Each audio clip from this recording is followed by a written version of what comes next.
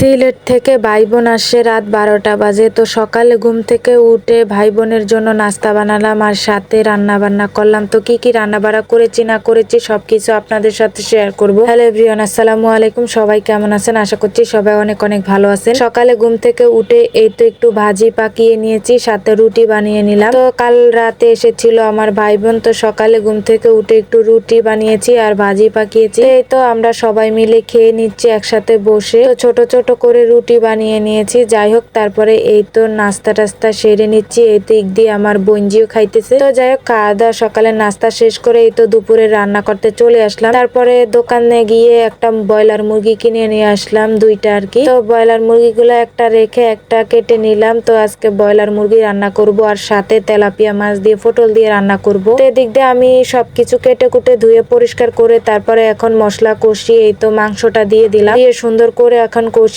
নেব মাংসটাকে। অনেক বড় একটা মুরগি, তো সুন্দর করে ভালো করে কষিয়ে নিয়েছি। তো এখন একটু আলু দিয়ে দেব। তো মাংসের সাথে আমি সব সময় আলু দেওয়ার চেষ্টা করি, আলু দিলে খেতে অনেক ভালো লাগে আর কি। তো মাংসটা দিয়ে ভালো করে কষিয়ে নিচ্ছি এদিক দিয়ে। তারপরে মাছটা ফ্রিজ থেকে আগে থেকে নামিয়ে রেখেছিলাম, ধুয়ে টুয়ে পরিষ্কার করে নিচ্ছি। তো এখন হলুদ লবণ মেখে নিচ্ছি, মেখে তারপরে ভেজে নেব আর কি। এদিক দিয়ে আমি একদম হলুদ লবণ দিয়ে তারপরে তেলাপিয়া মাছটাকে মেখে নিচ্ছি। তো আজকে পটল দিয়ে তেলাপিয়া মাছ দিয়ে রান্না করব। তো এদিক দিয়ে আমি কড়াইতে তেল বসিয়ে দিয়ে তারপরে গরম করে নিয়েছি। তো এখন মাছগুলো দিয়ে কড়া করে ভেজে নেব। তো এর ফাঁকে আমার মাংসটা কষানো হয়ে গিয়েছে। তো এখন পরিমাণ মতো পানি দিয়ে তারপরে রান্নাতে বসিয়ে দেব। আর ব্রয়লার মুরগি কষানোর ভিতরে অর্ধেক হয়ে গিয়েছে আর কি। অল্প পরিমাণে পানি দিয়ে রান্না করতে বসিয়ে দিয়েছি। আর এর ফাঁকে আমার মাছটাও ভাজা হয়ে গিয়েছে, কড়া করে একদম লাল লাল করে ভেজে নিয়েছি। তো মাছটা উঠিয়ে নিচ্ছি, তো তারপরে তরকারি চড়িয়ে দেবো আর কি। তো এর ফাঁকে আমার মাংসটা হয়ে গিয়েছে।